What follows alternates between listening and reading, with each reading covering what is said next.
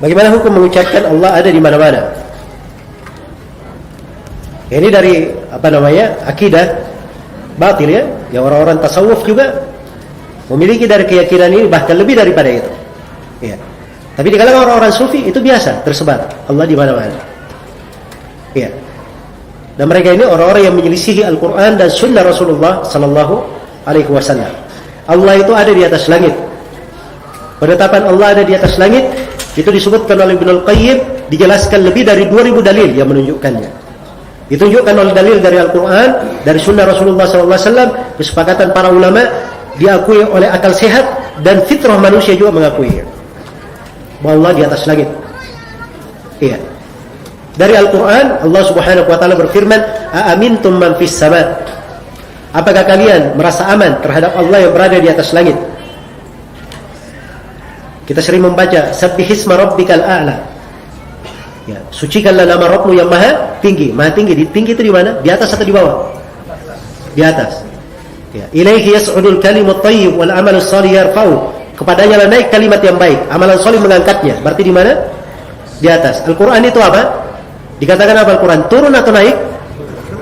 Dikatakan diturunkan. Berarti dari atas. Jelas ya? Kalau mau dibahas pendalilan itu banyak sekali dari Al-Qur'an. Ya. Dari sunnah Nabi sallallahu alaihi wasallam, Nabi memberi contoh Allah Subhanahu wa taala di atas langit itu dari ucapannya, dari perbuatannya, dan dari pembenarannya, dari takrir beliau. Adapun dari ucapan beliau, di dalam hadits Abu Hurairah riwayat Bukhari dan Muslim, Rasulullah bersabda, "Ala ta'manuni wa ana aminu man fis sama." Tidakkah kalian mempercayai saya, padahal saya ini adalah kepercayaan siapa yang berada di atas langit? Dari ucapan Nabi Muhammad. Adapun dari perbuatannya, Nabi sallallahu alaihi wasallam pernah menyampaikan pesannya kepada para sahabat. Kemudian Nabi bertanya kepada para sahabat, "Ala hal ballagtu? Apakah saya sudah menyampaikan kepada kalian?" Para sahabat berkata, "Bala, benar ya Rasulullah, engkau sudah sampaikan." Maka Nabi mengangkat tangannya ke langit, lalu beliau berkata, "Allahumma syhad." Ya Allah, persaksikanlah. Ini dari perbuatan. Ya. Jadi kalau Allah di mana-mana itu, Nabi tidak mengangkat tangan ke langit. Harusnya ke depan, ke kanan, kan begitu, ke kiri atau putar-putar. Ya. Itu kemana-mana kan? Tapi Nabi memberi contoh mengangkat ke mana? Ke atas langit. Adapun dari takrir beliau diriwayatkan oleh Imam Muslim dari Muawiyah bin Hakam As-Sulami radhiyallahu taala anhu, ketika Nabi akan membebaskan seorang budak, dites budaknya. Ditanya dua pertanyaan untuk menguji keimanannya. Pertanyaan yang pertama, "Aina Allah?" Di mana Allah? Iya. Maka si budak menjawab, "Fis sama." Di atas langit. Ditanya lagi pertanyaan yang kedua, "Siapa saya?" Maka si budak menjawab, "Engkau adalah Rasul Allah." Kata Nabi, "I'tikha fa innaha mu'minah." Bebaskan perempuan ini, budak perempuan ini. Sesungguhnya dia adalah seorang perempuan yang beriman. Disifatkan dengan keimanan dengan apa? Dengan dua keyakinan ini, meyakini Allah di atas langit dan Nabi adalah apa? Rasul Allah. Iya. Jelas ya? Ya, dan di sini kekeliruan banyak dari orang-orang tasawuf dan orang yang menyimpang pemahamannya di sini ketika mereka mengingkari hadits-hadits yang seperti ini, takwil macam-macam. Ya. Karena memang dasar pemikiran seperti itu, tidak mau tunduk di dalam apa? Syariat. Padahal ini adalah hal yang disepakati. Tidak ada dari ulama pun, dari imam 4 sebelumnya dan setelahnya yang mengingkari hadits ini atau menyalahi dari konsekuensinya. Tiba-tiba datang orang belakangan, dia seenaknya saja dibawakan syubhat-syubhat. Ya. Ini tidak benar ya. Kemudian dari kesepakatan ulama, kesepakatan dinukil dari masa ke masa tentang hal ini. Bahwa Allah di atas langit. Diterima oleh akal sehat. Ya. Sebab Allah itu di mana-mana, naudzubillah. Berarti Allah berada di tempat-tempat yang tidak layak, di tempat kotor. Kan begitu? Berarti Allah itu banyak. Kan di mana-mana. Allah itu bukan hanya satu, banyak, karena di mana-mana. Dan ini akan menyeret kepada akidah kekafiran nanti. Iya. Diterima oleh fitrah. Nah, ini yang membuat Abul Mu'ali Al-Juwaini, salah seorang dari tokoh filsafat dan pengadut madhab Asy'ariyah, dia menjadi bingung, akhirnya rujuk kepada kebenaran. Ketika ditanya oleh salah seorang muridnya Al-Hamadani, ya, tentang ayat Ar-Rahman 'alal 'arsy istawa, Allah di atas arsy beristiwa, maka Al-Juwaini menjawabnya dengan jawaban orang-orang Asy'ariyah. Maka Al-Hamadani berkata, "Tidak usah, tinggalkan aja dulu itu. Saya ingin bertanya sesuatu yang ada di dalam jiwa saya. Ya, saya kalau memohon kepada Allah itu hati saya selalu menghadap ke atas. Ini sibuk kemanakan? Ya. Maka Al-Juwaini pun diam, bingung.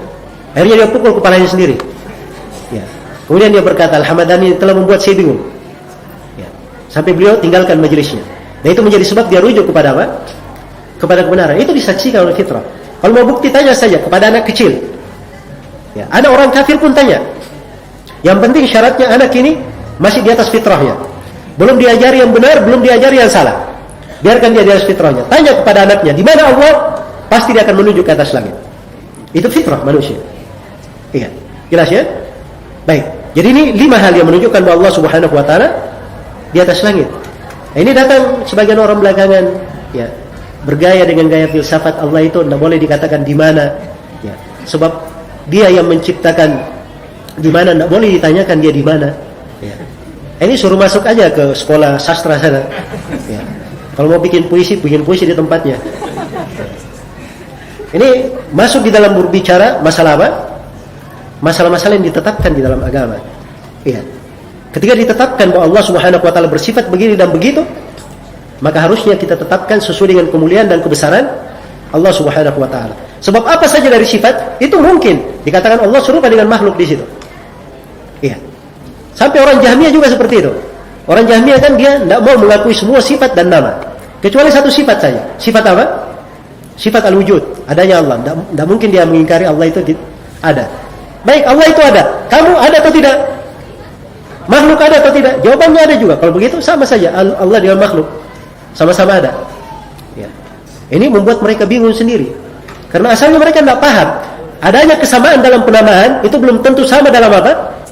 Dalam hakikat. Ini Muhammad. Namanya sama, tapi orangnya apa? Beda. Ini melihat, itu melihat. Kucing melihat. Ya. Gaya juga melihat. Ini juga melihat. Allah mensifatkan dirinya dalam Al-Quran apa? Melihat. Sama kelihatan manusia dengan kucing? Jawabannya beda. Kucing dengan gaya? Jawabannya apa? Beda. Antara sesama makhluk saja sama melihat, tetapi tidak sama hakikatnya. Apalagi antara makhluk dengan yang menciptakannya, pasti tidak apa? Tidak sama. Karena itu adanya kesamaan dalam penamaan belum tentu sama dalam hakikat dan apa? Dan makna. Ini dipahami secara bahasa. Iya. Tapi orang-orang kadang sudah keluar dari fitrahnya, banyak karat-karat yang mengotori kepalanya. Akhirnya ini yang menghalangi dia dari apa? Dari kebenaran. Baik. Jadi secara global pembahasan tentang pertanyaan ini.